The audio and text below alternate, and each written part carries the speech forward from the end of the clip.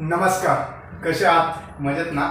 मी वैभव देवकर स्वागत करतो तुम्हा सर्वांचे माझे यूट्यूब चॅनल मराठी कन्स्ट्रक्शनवालामध्ये. लाईट फिटिंगची आपण जी सिरीज सुरू केलेली आहे त्यामध्ये आजचा हा पहिला व्हिडिओ आणि या व्हिडिओमध्ये आपण लाईट फिटिंग करण्यासाठी जे जे मटेरियल लागतं त्यांची ओळख करून घेणार आहोत.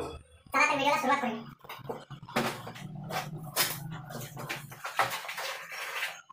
तर यामध्ये आपण काय काय आणलेलं पाहूया.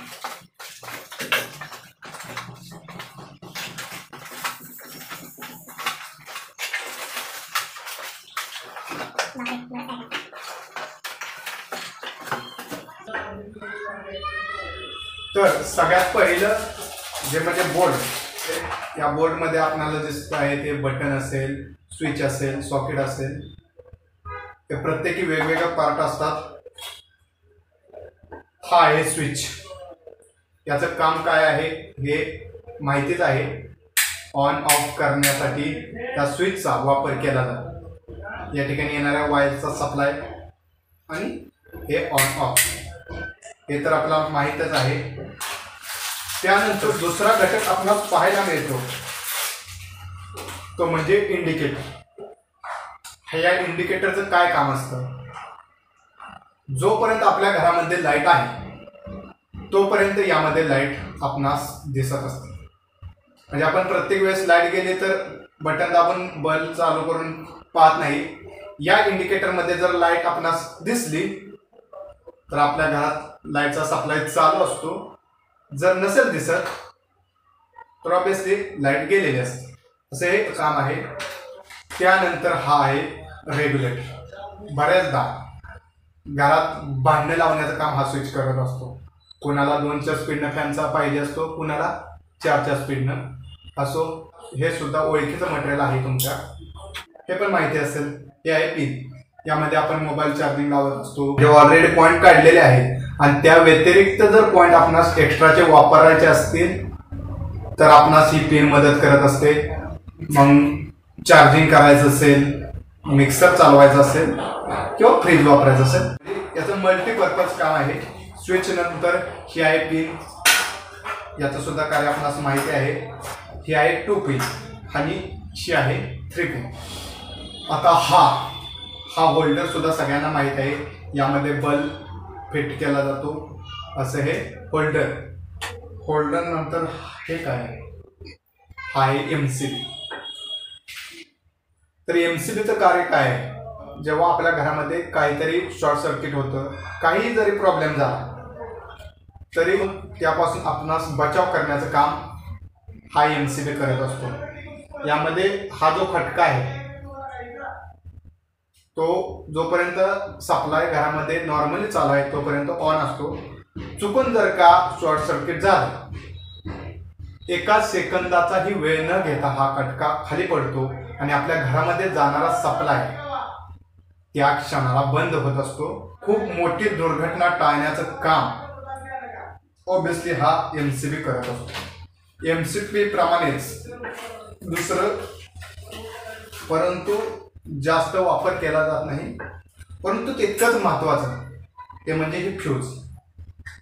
ही फ्यूज या ठिकाणी या पद्धतीने या ठिकाणी इथून इथपर्यंत तार दिलेली असते. जर सप्लाय जास्त झाला किंवा काही प्रॉब्लेम झाला तर ही या दोन्ही दरम्यान दिलेली तार वितळते. यामध्ये दिलेला सप्लाय खंडित करण्याचं काम ही फ्यूज करत असते. त्यामुळे हे सुद्धा तितकेच महत्त्वाचे आहे. त्यानंतर हे जे आहे याला म्हणतात मेटल बॉक्स. आता हे वरून तर आपणास कुठंच घरात दिसत नाही, परंतु जेव्हा आपण कन्सिल फिटिंग करत असतो, आता नॉर्मली संपूर्ण घरामध्ये कन्सिल फिटिंग म्हणजे भिंतीच्या आतमध्ये सगळ्या वायरिंग केलेल्या असतात. बोर्ड सुद्धा भिंतीच्या आतमध्येच असतो. तर भिंतीच्या आतमध्ये हे असतं, यामध्ये वायरांचा गच्चो असतो आणि त्यानंतर हा पार्ट त्याच्यावरती प्रत्येक साईज वेगवेगळी साईज असते त्याप्रमाणे हा वरून इन्स्टॉल केला जातो. असं हे मेटल बॉक्समधून ज्या ज्या ठिकाणी आपल्याला सप्लाय न्यायचा आहे त्या त्या ठिकाणी या हॉलातून पाईप पुढे पाठवले जाते. ज्या ज्या ठिकाणी आपल्याला टर्न घ्यायचा आहे वायरला त्या ठिकाणी या बेंडचा वापर केला जातो. हा एक 4 वे म्हणजे बेंड असेल तर त्या ठिकाणी एकाच ठिकाणी आपणास वायर फिरवता येते, परंतु बऱ्याच ठिकाणी जर आपल्याला वायर फिरवायची असेल तर ह्या 4 वेचा वापर केला जातो. इकडून 7 5 वायर असेल इकडून असं. आणि हा आहे फॅन बॉक्स. सिलिंगमध्ये आपणास ज्या ठिकाणी फॅन बसवायचा आहे त्या ठिकाणी हा फॅन बॉक्सचा वापर केला जातो. साधारणतः या पद्धतीनं स्लॅबमध्ये हा ठेवला जातो आणि हा जो हुक आहे ह्या हुकमध्ये परत कालांतराने आपणास फॅन बसवता येतो. फॅन अडकवण्यासाठी हा हुक दिलेला आहे आणि हा जो पार्ट आहे तो स्लॅबमध्ये कॉन्क्रीटमध्ये फिट होतो. हा मेटलमध्ये आहे. याच पद्धतीनं PVC मध्ये सुद्धा आपणास फॅन बॉक्स मिळतो. आणि ऑब्विसली ही सगळ्यांना माहीत असलेली वायर, याच्याशिवाय लाईट फिटिंग मधील कोणतेही कार्य होत नाही. पाईप तर सध्या नाही आपल्याकडे, तर या पद्धतीने ही पाईप असते. 10 फूट लांबीची अशी पाईप असते, ज्या ज्या ठिकाणी आपल्याला सप्लाय न्यायचा आहे त्या पद्धतीनं जॉईंट करून पाईप आपण नेऊ शकतो. तर असं हे मटेरियल लाईट फिटिंगचं थोडंफार राहिलं असेल मटेरियल, परंतु हेच मटेरियल लाईट फिटिंगसाठी आपण वापरत असतो. जसं की हा स्विच असेल, पिन असेल, हे indicator, 3 pin, socket, regulator for fan, holder, obviously board, MCB, fuse, त्याच पद्धतीने मेटल बॉक्स असेल, फॅन बॉक्स असेल, 4 वे, वायर, यासारखे अनेक मटेरियल आपणास लाईट फिटिंग करण्यासाठी लागत असतं. आशा आहे की किमान एक ओळख तुम्हाला लाईट फिटिंग मटेरियलची झालेली असेल. येणाऱ्या व्हिडिओमध्ये आपण प्रत्येक रूममध्ये किमान किती पॉईंट हवे आणि प्रत्येक बोर्डची रेग्युलर हाईट हे आपण येणाऱ्या व्हिडिओमध्ये पाहणार आहोत.